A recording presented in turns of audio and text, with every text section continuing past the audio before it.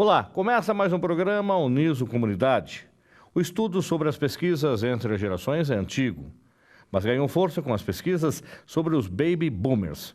Depois disso, com as mudanças ocorridas em todas as esferas da sociedade nos últimos 50 anos, o intervalo entre as gerações foi ficando cada vez menor.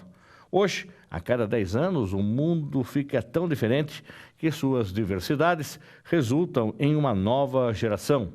Para falar sobre os jovens e o mercado de trabalho, vamos receber a professora do curso de administração da Uniso, Rosângela Araújo. Já em nossos estúdios, estamos recebendo a professora de Psicologia do Desenvolvimento dos Cursos de Administração e Psicologia, a doutora Eliete Jussara Nogueira. Doutora Eliete, muito obrigado pela sua presença. Eu é que agradeço. Nós abrimos aí com essa questão das gerações, né? Então nós temos uma geração que muitos acabaram já ouvindo, chamado geração X, geração Y. Agora está vindo uma nova geração por aí, que é a geração Z. Você que tem criança pequena em casa, com certeza já viu bebês de 9 meses, como o nosso funcionário André Nunes estava aqui comentando, a filhinha dele de 9 meses, já pega o celular e já consegue fazer o touch, né? Mexe no celular porque ela sabe que tem um desenho diferente, uma imagem diferente que vem na sequência se ela passar o dedinho na tela. Por outro lado, nós temos uma geração anterior, que é a nossa geração dos anos 60, mas antes disso, há uma outra geração. Qual era essa geração que nasce aí, que é a geração dos anos 40? Que a gente chamava de geração X. Então, a geração dos anos 40, 50. Foi aí, desculpe, é só para a gente entender, o telespectador falar, a gente está falando de geração. Foi aí que os estudos começaram? Por isso que a primeira geração estudada foi essa geração? Na verdade, foi como você falou, baby boomer. Foi com a explosão de bebês depois da guerra é que começaram os estudos de desenvolvimento. Por quê? Porque quando você teve uma explosão de população, o que antes, vamos dar um exemplo assim, se na escola você tinha uma classe fechada em 20 alunos, com a explosão demográfica entrou mais pessoas, então você teve mais concorrência, mais gente no mercado. E aí essa diferenciação começou a levar os estudiosos e pesquisadores a entender o que é isso. Talvez a gente precise entender o que é geração. Então, geração para os psicólogos, para os sociólogos, é um grupo de pessoas que nasceram mais ou menos no mesmo contexto sócio-histórico. Isso não significa que a gente vai desconsiderar as questões econômicas e as singularidades de cada um, da história do indivíduo. Então, você tem um estudo desse grupo de pessoas por causa do seu contexto histórico, por causa do seu contexto social, ele vai sofrer determinadas influências. Além delas, vão ter as influências da família, individuais, que faz cada um ser singular, cada um é um. Mas quando a gente fala de geração, a gente está querendo dizer isso, é este grupo que sofreu essas influências mais ou menos no mesmo período. Então, ele tem características em comum. Então, os baby boomers têm características em comum porque eles sofreram durante a década de 60, mais ou menos as mesmas características, né? A maior competitividade, você tinha uma transição cultural, porque tem o multiculturalismo, tem a Faça Amor, Não Faça Guerra, tem o movimento hippie, que é o movimento contra a cultura.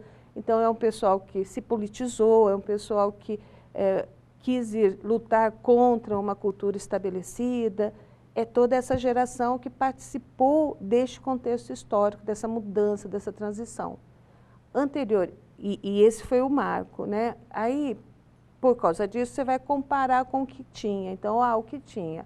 A gente chama geração X, que é um grupo de pessoas que nasceu na guerra, que veio em função disso, que tinha como valor, né, o respeito à hierarquia. Uma hierarquia militar, aquele padrão hierarquia militar e hierarquia familiar. Bastava o pai olhar para todo mundo saber que era para fazer determinada coisa, né? Então, hoje, se a gente for comparar, a geração Y não tem esse respeito à hierarquia, porque tem outro contexto social. Eles respeitam o seu conhecimento. Então, você se faz ouvir como autoridade se você tiver conhecimento. E não só porque você é o chefe. Não basta ser chefe hoje. Você tem que ter conhecimento, porque você senão não ganha respeito dessa geração Y. Então, eles respeitam outra coisa do que a geração da década de 50, que respeitava simplesmente a hierarquia, né? Porque ele é o mais velho, ou porque ele é o chefe, ou porque ele é o coronel, basta. Agora não basta mais. Porque vieram de um contexto de guerra, de repressões, de rigidez nas regras, tudo era extremamente rígido. Então, você tem características por causa desse contexto. E aí, castigo. Castigo. E aí veio a geração que é nossa, quebrando isso. Por isso que eu falo que às vezes é uma geração de transição, né? A gente pegou o movimento, a contracultura, o movimento social que vai desconstruir algumas coisas e construir outras. No meio a isso, a tecnologia foi avançando. Nós somos a geração televisão.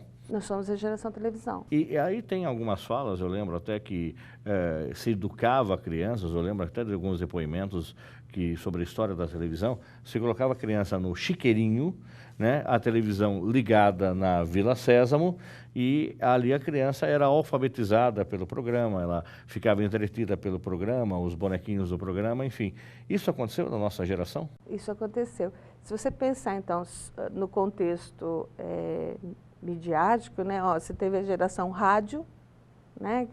Quem eram os ídolos, né? As cantoras de rádio, as novelas de rádio. E aí você tem a nossa geração, que é a geração de TV, que realmente você fica na frente da TV o tempo inteiro. Só que mesmo neste período você tinha um limite, a televisão saía fora do ar. Desligava. Desligava. Ela ligava normalmente às 10 da manhã, às vezes. E desligava umas 10 da noite. Exatamente. Então você tinha limitado um espaço, mas que dava para você também brincar. Por isso que eu falo que é transição. Você tinha praticamente as duas coisas convivendo.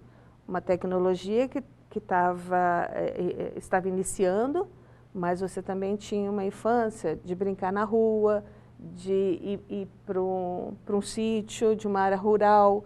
Hoje a geração é extremamente urbana, né? Você tem poucos, né, talvez histórias individuais de alguém que tem contato com a zona rural.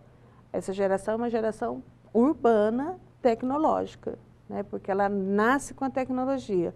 A nossa tecnologia vem, então nós vamos nos adaptando a ela. Quando você década de 80, 90, mas 80 principalmente, começa a geração Y. Ele nasce com videogame, né? Então aí modifica as características. É uma pessoa com atenção mais dispersa, imediatista, porque as coisas têm que acontecer rapidamente. Então a tecnologia do computador, da internet, do videogame... Que começa a chegar. Que começa a chegar e ele nasce nisso, né? Impõe um ritmo de tempo mesmo, que é diferente do ritmo da TV e do ritmo do rádio, né? É um ritmo mais acelerado. Então você tem uma geração também mais imediatista. As coisas têm que ocorrer agora, senão demorou, já estou indo ver outra coisa. Então é difícil a atenção concentrada é da nossa geração. Aliás, esse é um dos desafios da educação, como fazer uma geração que nasce num ritmo de vida, exigindo dele atenção dispersa, atenção rápida, fazer ele concentrar num texto de leitura, né, num livro que necessita atenção concentrada. Então, essas são algumas características que nos dão desafios de como entender e de como se relacionar com essa nova características de uma geração que nasceu dentro de uma tecnologia. E aí você passa, né, de uma geração a outra, do videogame para a internet rápida, porque uma coisa era a internet lenta, outra coisa é a internet rápida e outra coisa é o celular. Tem um livro do Serres que chama Polegarzinha, que ele fala de uma geração de polegar. E aí eu não consigo digitar com o polegar no celular. Eu ainda com o indicador. Mas isso sou lento. Agora, você vê essa geração que fica no alfabeto ali, impressionante, né? Impressionante. Porque a nossa geração vem, o indicador vem da máquina de escrever. Exato. E que vem do teclado do computador. Exato. Agora já não tem mais, o teclado é virtual, né? Não, então é impressionante você ver a rapidez, você não consegue acompanhar o que ele escreveu. E a gente fica lá. Catando letra, né? Porque eu nasci nessa geração do indicador mesmo, né? Porque a máquina de escrever, por mais que a máquina de escrever use todos os dedos, e a gente, na transição... A gente teve que se adaptar a usar dois, né? Um só, né? E olha que interessante, né? Você aprendeu a bater a máquina, datilografar. Né, tinha aulas de datilografia. E agora? Quer dizer, os teclados estão ali, tudo está ali, cadê a aula? Não precisa, porque eu nasci com isso. Então não é estranho. E aí, eu preciso usar o dedinho, que era... Sim, aqui para bater o teclado, para baixar o teclado. Não, eu preciso usar o polegar rapidamente e tudo dá certo. Então, olha quanta coisa foi destruída, né? E a gente fica, mas você não vai aprender a usar o computador? Você pega o computador e usa. Quando você citou a menina de 9 meses no touch, eu fiquei pensando, por quê? Porque você tem um avanço tecnológico fazendo da tecnologia cada vez mais fácil. Então, você precisa de grande aprendizagem para pegar um computador? Não, você só precisa mexer. Quando a gente ensina... Processo indutivo já, né? É interativo. E eles, cada vez mais, daqui a pouco, né, tem computadores usados para algumas pessoas deficientes apenas com a voz. E ela se comunica também. Então, a tecnologia foi facilitando, que eu não preciso ter grandes conhecimentos para poder mexer. Agora, essa é a geração Y. E a geração Z? Isso. O Z vem de Zap, é aquela que pegou a televisão a cabo, né, porque a nossa televisão era fechada. Centenas de canais. Isso. E eu vou comparar com o meu filho, né? Ele senta e aí vai em tudo, em tudo. Eu falei, pô, mas eu não sei vendo nada. nada. Aí ele me conta tudo, né? Quer dizer, não, tal canal tem isso, o outro tem aquilo, o outro tem aquilo. Quer dizer, ele rapidamente passa, eu fico assustada porque eu não estou entendendo nada, mas ele sabe o que está acontecendo. Então, ele zapeou e aí não tem nada. E olha que coisa interessante, né? Você tem um canal fechado com 30 canais, ele passa por esses 30 canais e fala, não tem nada. Nada chama atenção. Na nossa época a gente tinha 3, 4, é o que tinha. E ficava lá. Ou ficava estático assistindo, achando a maior graça. Não é? Olha que interessante isso que está passando. Então, você tem uma variedade, aliás, isso é outra característica desse mundo, né? Um excesso de informações para você escolher. E este excesso, né, às vezes faz com que a pessoa fale, nada me interessa. Agora, professora, com relação à educação formal, lousa, giz e carteira, que era, que tenho certeza absoluta, igual à educação dos nossos avós, lá no começo do século XX.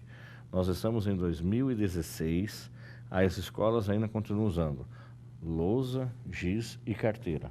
Como é que você faz para ensinar aquele aluno que respeitava o professor, hierarquia e tudo mais, no começo do século XX, agora com o aluno do século XXI, que recebe toda essa gama de tecnologia?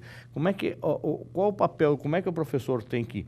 E esse professor, às vezes, que eu tenho certeza absoluta, é do século XX, em momentos distintos do século XX, né? Porque ele pode ter nascido aí nos anos 50, pode ter nascido nos anos 60, né? E aí, como é que a gente faz? Mas a senhora vai responder isso depois do intervalo.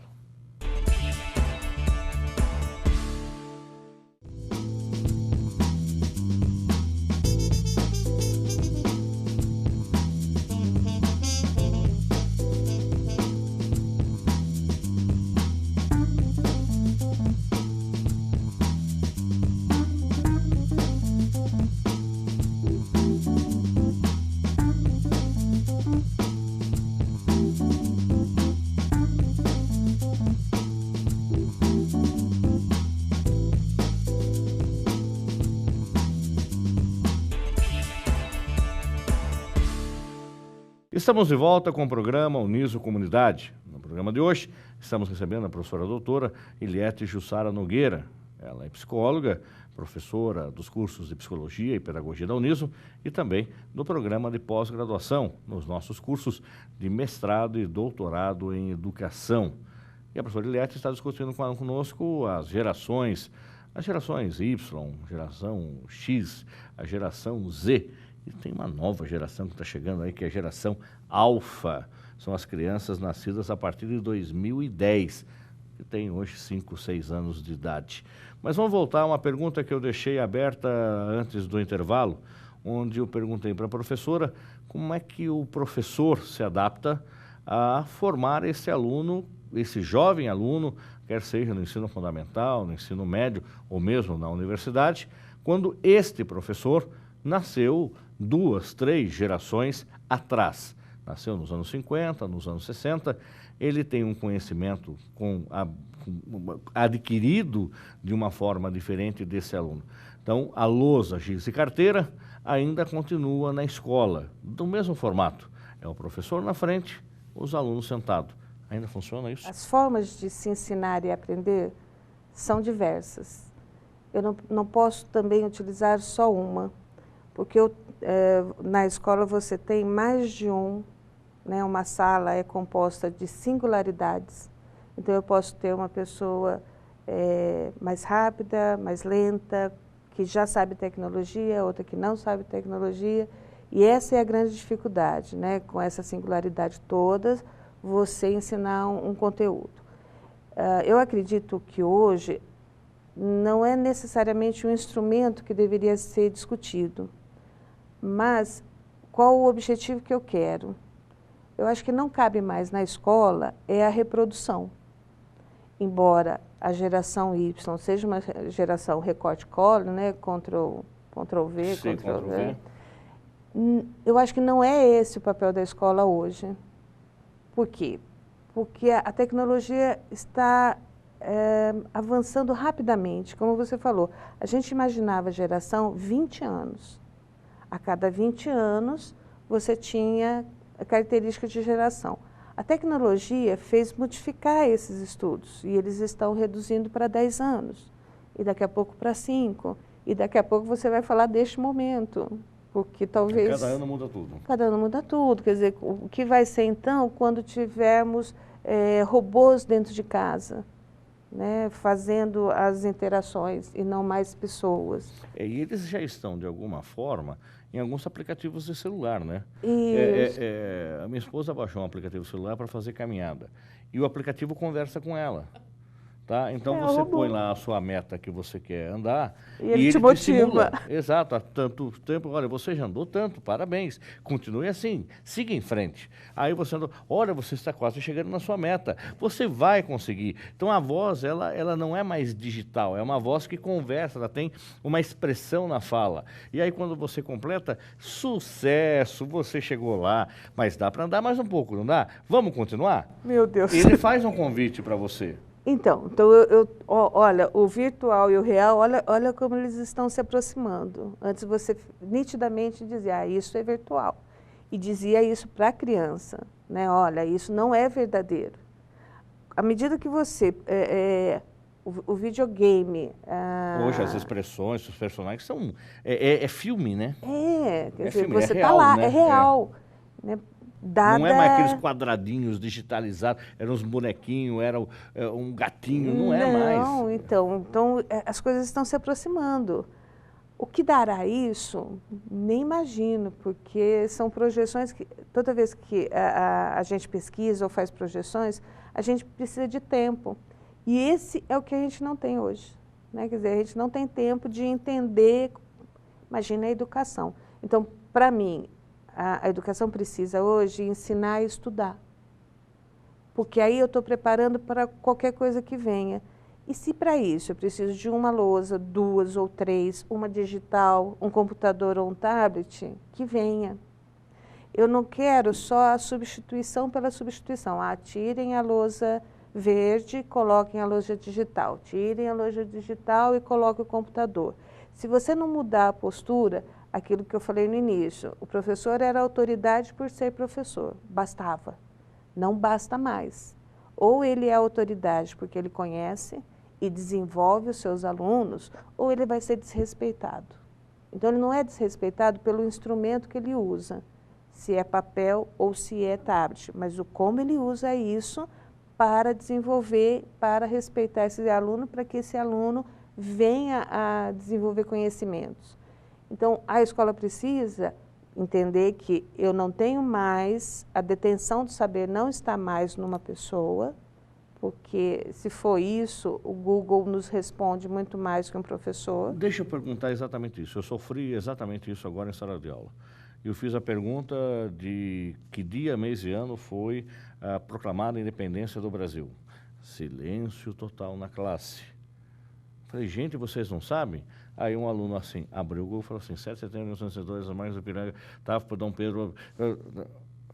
Enfim, por que nós tínhamos que decorar isso e este aluno não precisa mais decorar isso porque ele consultou no Google? Então, a memória está lá, está fora de nós. O que causa, de novo, uma estranheza. Uma estranheza dessa geração nossa. Nossa, eu tinha que memorizar tudo. Não preciso, a minha memória foi deslocada. Não significa que ele é ignorante. Não, muito pelo contrário, não. Mas, se eu tenho toda a memória lá, né, muito melhor que a nossa, porque ela está lá inteirinha. O problema é, o que eu faço com ela? Como eu transformo essa informação em algum conhecimento para alguma coisa? Né? Porque tudo isso é informação, que a escola na nossa geração dava. Agora eu tenho outros meios que dão informação, com vídeos, com fotos, com imagem, com filme, com a descrição, documento, em mais de um lugar. Venceu o professor nisso. Então, não dá para competir com a informação trazida pela tecnologia, o que é ótimo, eu sou a favor. Tá, mas, ao mesmo tempo, você tem uma informação que não é filtrada. Quem vai filtrar? Sim. Por isso que a senhora falou, o aluno tem que aprender a... filtrar, escolher... A estudar. A estudar. A senhora falou, o aluno precisa aprender a estudar, mas o professor precisa aprender a dar aula de novo, né? Isso. Porque, voltando à tese, se ele era dos anos 50, dos anos 60, e a hora que ele faz uma pergunta sobre quem descobriu o Brasil num curso superior, e o aluno não sabe responder porque ele não memoriza isso, que para ele não tem problema nenhum, ele consulta no Google a hora que ele quiser, o professor já vai dar um peti na sala de aula, chamar o aluno de burro, né? E não, pelo contrário, ele já teve um acesso à informação e respondeu com precisão e detalhe. Mas ali ele teve versões distintas do porquê que houve a proclamação da República, da independência. Aí esse é o papel. Aí é o papel do professor. Ver uma informação, de onde é essa fonte? E essa, de onde é essa fonte? Eles têm discurso igual ou diferente?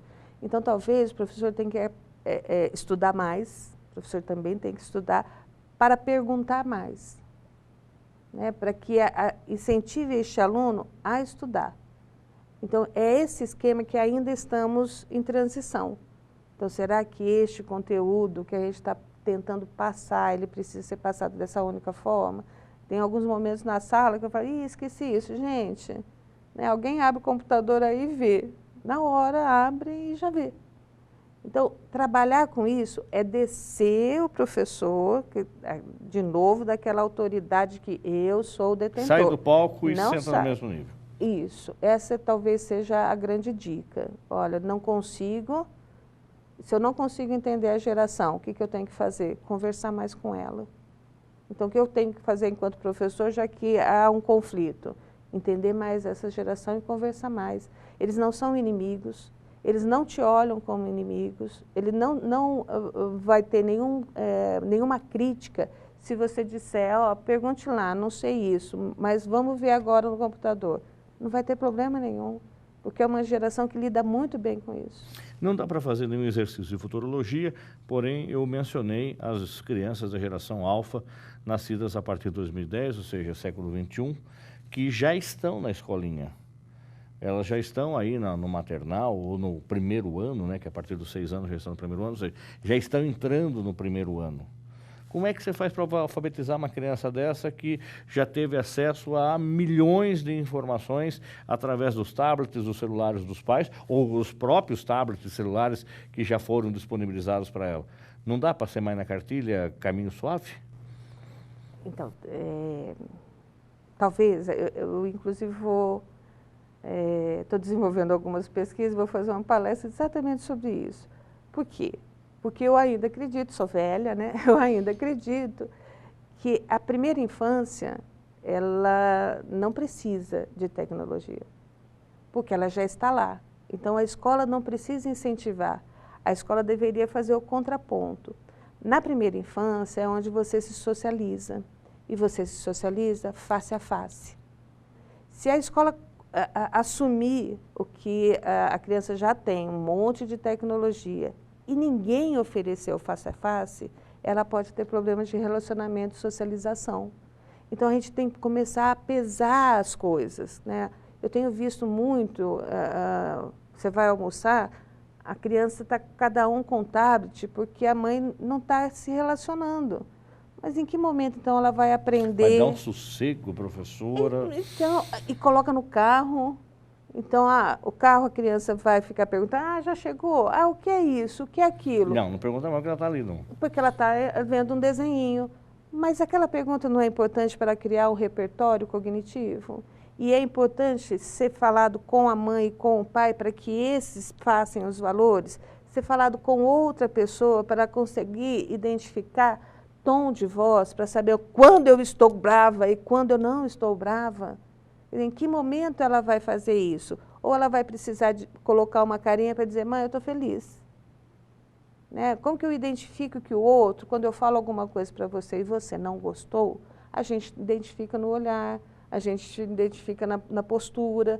Isso é socialização da primeira infância, onde você vê o outro ser humano se comportando junto, você empurra, ele chora, você morde, ele grita, alguém vem e fala, não pode morder, não pode empurrar, não pode isso, tem que pedir licença, tem que pedir por favor. Porque na vida real não tem 7 vidas, né? Que no videogame, deu game over, você começa outra vez, né? Tá bom. Né? Então, assim, na vida real, você afeta o outro e é afetado por ele. Em que momento você aprende isso? Na primeira infância, com a socialização face a face, com a socialização de pessoas, não com tecnologia.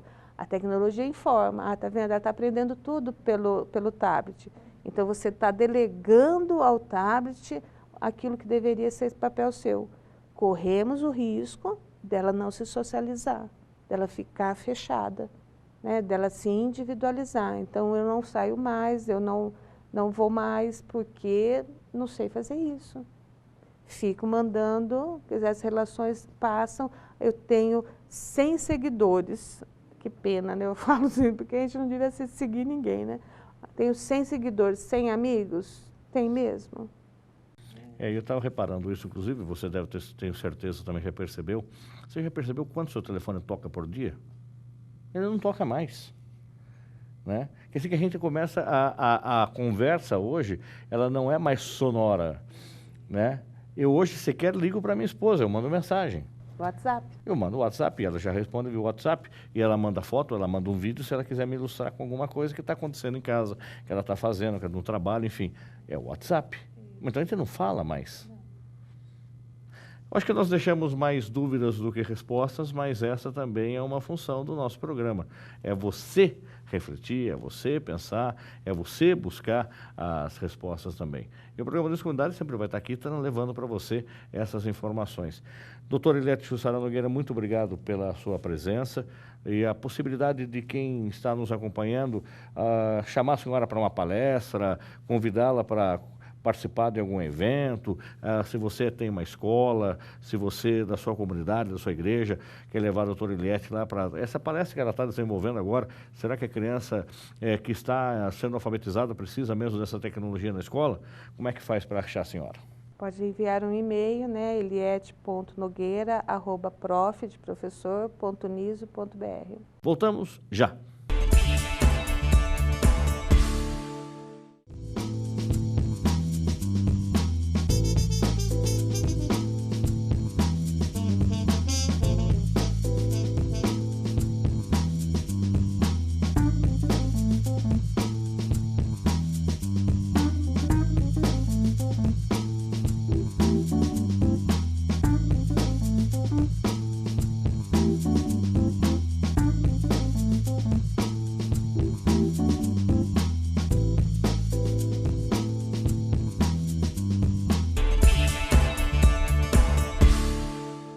Estamos de volta com o programa Uniso Comunidade.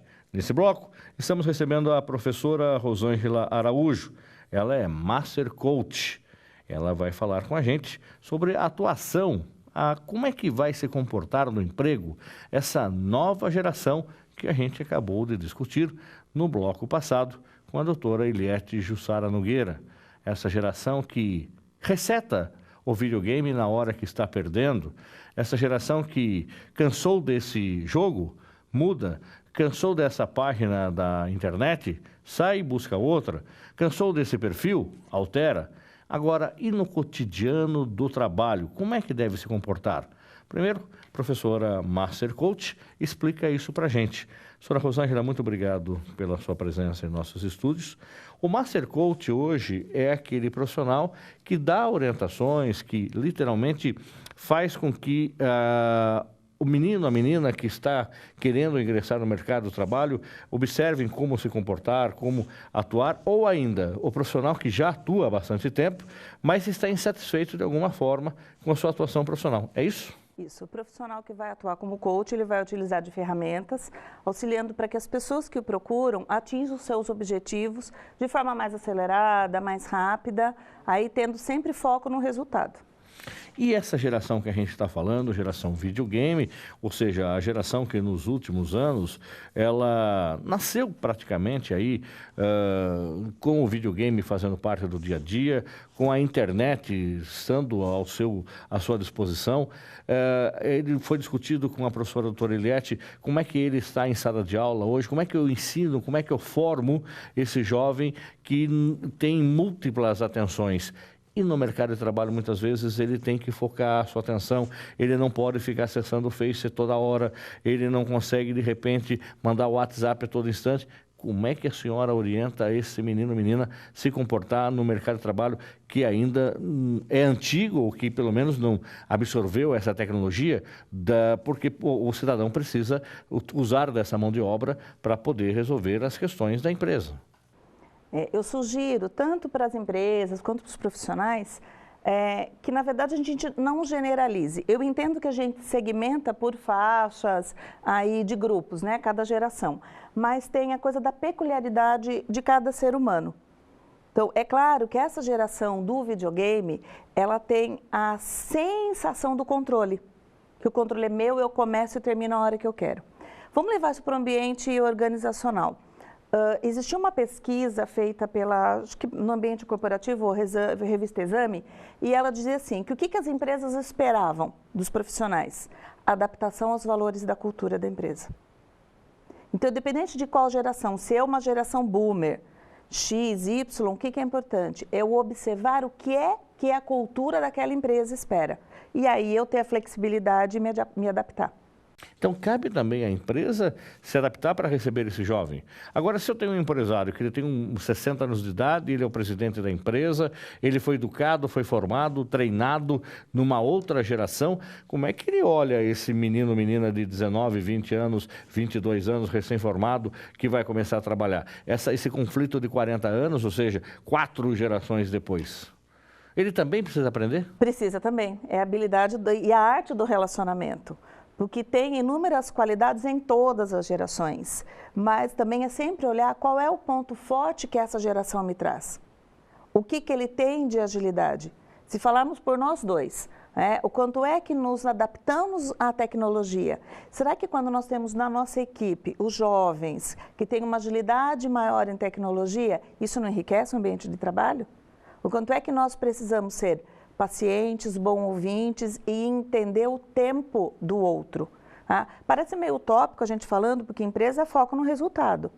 Mas cada vez mais a questão do autoconhecimento e ver o que é que eu posso me relacionar melhor com a outra geração. Isso ficou nítido até dando aula esses dias. Uma aluna falou que passou por um processo seletivo de uma empresa e depois de uma palestra sobre a empresa, onde o gerente de RH falou, disponibilizou ainda um texto sobre o histórico da empresa e pediu para que todos os que estavam ali, eram alunos de jornalismo, fizessem um texto apresentando a empresa para terceiros. Ou seja, você vai receber uma visita ou você vai disponibilizar esse texto para que as pessoas conheçam a nossa empresa. E aí ela leu o texto, começou a preparar o texto e perguntou, você pode me passar o Face da empresa e o site da empresa para eu colocar no texto? Aí a pessoa que disponibilizou isso falou assim, nossa, eu nunca tinha pensado que poderia usar dessa forma para divulgar a nossa empresa. Quer dizer que é esse aprendizado que a gente troca? Exatamente. Então não adianta assim, a gente vai negar. A utilização do Facebook vai ser prejudicial. O que é importante é a gente deixar claro as regras que a gente vai usar na empresa. Em que momento usar, como usar, e sempre o bom senso, independente de cada geração. Lembrando que existe uma contraprestação. Eu estou disponibilizando uma habilidade profissional minha e existe uma contraprestação de remuneração. Tá? Que tempo que eu vou estar disponível? E vai depender da cultura. Tem empresas que querem que você cumpra o tempo da empresa na empresa. Outras até permitem o home office. Como é que isso acontece em cada cultura? Existe possibilidades imensas dentro das empresas. Mas não podemos descartar que o Face, em alguns momentos, pode ser favorável até para comunicar. A gente mesmo como docente, né? Tem coisas que a gente vai postar nos grupos. Então, não adianta também a gente ser resistente até que ponto. Vamos ver o que isso pode nos auxiliar. Os resistentes perdem? Eu acho que a gente tem um tempo, perder pode ser a palavra. A gente vai ter um desgaste maior, até ter um convencimento. Acho que a palavra hoje é flexibilidade, a capacidade que a gente pode ter de nos adaptar. Essa flexibilidade pode tentar ser associada a épocas passadas, que hoje até não é comum, as pessoas saírem para tomar um cafezinho e fumar um cigarro, aí aquele tempo do cafezinho e do cigarro, eventualmente somado durante o dia, que foram 5 cigarros e 5 cafezinhos, vezes 10 minutos cada um, ou seja, numa jornada de 8 horas, você perdeu 1 hora fumando e bebendo café. Será que eu posso flexibilizar também para que ele use a internet durante o trabalho? Para acesso às suas redes sociais particulares? Como é que é isso? Vai depender muito até do bom senso de cada um, porque tem pessoas que elas podem até ter essa pausa para o café e para o cigarro, mas elas serem altamente produtivas. Nós temos assim um caminho maravilhoso pela frente de maturidade e de autoconhecimento. E sempre entender o que é que a empresa está esperando. O que tem muito rico nessas gerações é o não conformismo, isso me encanta. Que não está bom aqui, eu mudo. Se a gente vê, se pega uma geração, por exemplo, boomer, ela vai falar, nossa, ele não fica tanto tempo na empresa. Não, você vai lembrar disso. Pessoas que ficavam anos na mesma empresa. E isso era nobre, notável. E agora a gente pode se deparar com uma geração que tem uma necessidade de ficar 2 anos em cada organização. E não significa que ele é menos comprometido, menos dedicado. Assim como quem trabalhava 15, 20 anos, permaneceu na empresa. Mas será que também tinha o mesmo comprometimento de todos?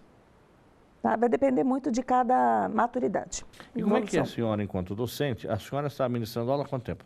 15 anos. Há 15 anos. Então, 15 anos a senhora já pegou mudança, eventualmente, até de 3 gerações aí, sim, né? Então, se o menino estava com 20 quando entrou numa sala de aula com a senhora pela primeira vez, hoje ele já está com 35. A senhora percebe que durante também a sua programação das aulas, falando sobre essas técnicas de recursos humanos, técnicas de administração, legislação, a senhora teve que se adaptar também para dar essas aulas? Nossa, muito, muito. A forma didática eu precisei mudar, ela foi mudando, mas hoje observando o que eu fazia há 15 anos e agora é muito diferente.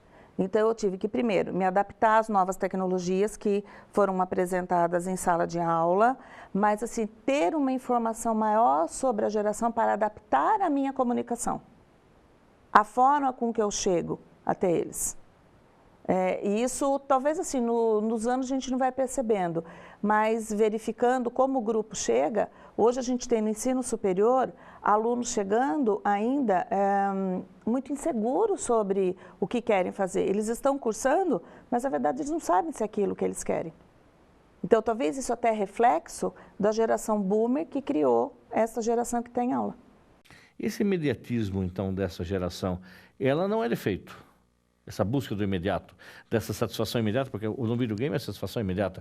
Eu ganhei, na hora que eu vou perder, eu começo de novo porque eu quero ganhar. Tá? Eu nunca vou perder, eu nunca posso perder. Porque eu reseto, como a senhora disse, eu tenho o controle na minha mão. Mas é falso, então, essa sensação no mercado de trabalho. Então, acho que como ponto de observação para essa geração do que você diz aí do imediatismo, Eu vou falar que, primeiro, é a necessidade de sempre ganhar. Então, entrar no ambiente de trabalho e ter a competitividade, talvez seja interessante, sim, porque ele já competiu nos jogos, porém era virtual. E na empresa vai ser com o outro. Então, o desafio que fica no imediatismo é a capacidade de aceitar a frustração. Porque a ansiedade, ela vem muito também, como é que eu fiquei frustrado ou não. Tá? Então, por isso que a gente vê uma série de pessoas ansiosas, super agitadas, quanto é que eu estou me adaptando à frustração. E apesar de falar em frustração, ela é positiva para a carreira, para a nossa vida. Em alguns momentos, a gente ter essas perdas. Porque na profissão é movida a desafios. Eu não vou falar que é problema, que é difícil, que é complicado, mas são desafios. Aí nós temos uma questão aqui que essa geração Y passou a enxergar o trabalho como uma realização pessoal, algo que deve fazer bem, não somente fonte de renda. Como o mercado vem se preparando para receber essas novas gerações que buscam sempre o crescimento de alguma forma. Foi o que a senhora respondeu recentemente, mas gostaria que a senhora acrescentasse, quando ele não está satisfeito naquela empresa ad eterno, ou seja, ele não entrou na empresa e tem o objetivo de sair aposentado. Ele está na empresa, ele não é a empresa. É isso? É a geração. Vamos ver o aspecto positivo dessa geração, né? As empresas vão ter que se adaptar e fazer a gestão de talentos. Porque se ela não tiver um plano de carreira e que capte e que permaneça com esse talento, ele vai embora. Se ele não vê a possibilidade de crescimento, de reconhecimento, se a gente parte da premissa até do coach, né? 3 necessidades básicas do ser humano: ser ouvido na essência, ser reconhecido, notado e amado e ter o direito de errar. De você errar é também de que o outro erra. A geração X, ela quer ser reconhecida. Então, aí é um desafio para a organização, que é reservar essa gestão de talentos. Como é que eu reconheço, como é que eu remunero esse talento da minha empresa? E aí, consequentemente, ele tem que ser preparado, adaptado, ele sempre busca mais conhecimento, ele vai fazer novos cursos, ele tem que ter um tempo para se capacitar cada vez mais e ele, eventualmente, pode ser um chefe novo. Ou não é um novo chefe, é um chefe novo, de pouca idade, que vai liderar, eventualmente, equipes que estejam lá há mais tempo. E como é que é esse conflito de geração também? Porque ele consegue reter o conhecimento de uma forma diferenciada. Esse é o desafio dos líderes jovens, que têm como seus subordinados, liderados, pessoas até mais experientes. Aí também, dica para esses novos líderes: exercitar e focar cada vez mais em formação também de habilidade de comunicação e de relacionamento. Eu acho que todos deveriam ter essa dedicação no conhecer, no perceber-se e perceber o outro. Mas aí, Fernando, para todos nós, cada vez mais nos capacitarmos. Porque a gente tem bons profissionais, ótimos profissionais e aqueles que precisam se desenvolver. Quando a empresa for te escolher, ela tem muita possibilidade, principalmente nos dias de hoje. O que é que a gente vai fazer para se diferenciar? Estudar sempre, parar nunca. Eu lembro até de um caso que uma vez me contaram, que foi pitoresco, acho que, não sei se a senhora já ouviu, o cidadão, ele tinha uma vaga para diretor e ele era gerente de produção. E aí lembraram que ele poderia ser a pessoa mais indicada, porque ele já tinha mais de 20 anos da empresa, e aí foram chamá-lo para convidá-lo para o cargo, e obviamente para o cargo de diretor ele precisaria ter inglês fluente, ele precisaria ter uma pós-graduação. E aí na entrevista para essa promoção ele disse: olha, eu não fiz inglês porque eu não tive tempo, eu me dedicava à empresa 12 horas por dia. Eu também não fiz uma pós-graduação porque eu não tive tempo. Eu me dedicava à empresa 12 horas por dia. E então ele não foi promovido para o cargo de diretor. E um jovem recém-contratado já tinha o inglês fluente e tinha a pós-graduação necessária. Isso é uma dica para quem está no mercado de trabalho há bastante tempo, entendendo que esse comodismo ou capacidade em exercer uma função não significa que ele tem essa vaga eternamente? Ele precisa se capacitar cada vez mais? Sim, mas às vezes a gente pode ser injusto, Fernando, e falar que foi comodismo. Para este profissional, ele se dedicou plenamente para a empresa. Ele não estava com uma visão ampla e sistêmica do processo. Então, é a responsabilidade da empresa também. Sim, mas eu acho que da empresa nós, como profissionais, como indivíduos, eu falo que a gente precisa ser intraempreendedor. Como é que eu estou gerindo a minha carreira? Eu lamento quando as pessoas entregam isso só sobre a responsabilidade da empresa. E não é assim, grandes organizações podem ter um plano de carreira, de formação, de capacitação para você. Mas é você que tem que ter o olhar sempre para o que é que você está fazendo da tua formação, da tua capacitação. Então não adianta você assim dizer que é só a empresa a responsabilidade. E são escolhas. Às vezes eu falo que eu vou me dedicar a trabalhar na empresa porque eu tenho um trauma com o idioma, por exemplo. Eu não gosto de estudar. Então, aí eu posso simplesmente dizer que eu não fiz isso por causa da empresa. Eu tenho uma série de variáveis. Existe ainda, professora, aqueles eventuais profissionais que começam em cargos subalternos e podem galgar na empresa cargos de diretoria? Começou como assistente de alguma coisa e hoje é o presidente. Demorou aí para construir a carreira 30 anos. Aquele menino ou menina dessa geração que a gente está falando, ele ainda pode entrar almejando isso? Começa como estagiário, mas tem a meta de chegar a presidente ou ele não precisa se preocupar com isso? Eu sempre vou instigar isso nas pessoas, né? E aí pergunto até para vocês. No auge da tua carreira, qual é a tua remuneração? E quando que é o auge da tua carreira? Quantos anos que é? Você não precisa contar para ninguém, mas você precisa saber qual que é o auge, quantos anos e qual o valor da remuneração. Que vai depender realmente da tua própria história.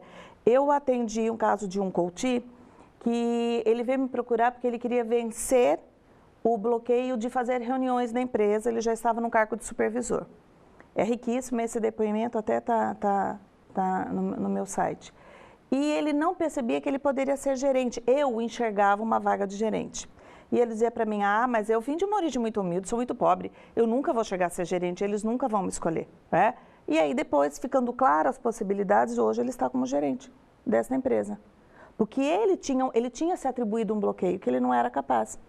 Vai depender muito da crença, da história de cada um. Mas se você quer, vai e faça. Isso é administrar a própria carreira? Com certeza. Onde é que você quer chegar? É isso que o profissional do coaching faz e ajuda a pessoa a ver. Sozinho você não consegue mais, ou tem uma dificuldade muito maior? Não, tem pessoas que conseguem, que são autodidatas, que elas vão além do que elas querem. E você vê claramente, eu perguntei isso na minha aula, aí, recentemente. Falei exatamente onde é que vocês querem tal, o que vocês querem fazer. Professora, está muito longe. Tá, mas você precisa ter uma meta, para onde você vai? E se não atingir, está ótimo, a gente vai traçando novas rotas ao longo do caminho. Vai ajustando, esse caminho não foi possível, mas eu preciso saber o que eu quero, o que eu espero. Doutora Rosângela, quem quiser conversar com a senhora, saber um pouco mais o que faz um profissional de Master Coach, independente dos alunos que têm a satisfação e o prazer de ter aula com a professora Rosângela, aprender isso no cotidiano da sala de aula, a senhora também faz um atendimento enquanto profissional fora da universidade, fora das suas aulas. Como é que faz para encontrar a senhora? A senhora falou de um site que a senhora tem. Gostaria que a senhora passasse esses endereços, essa forma de contato.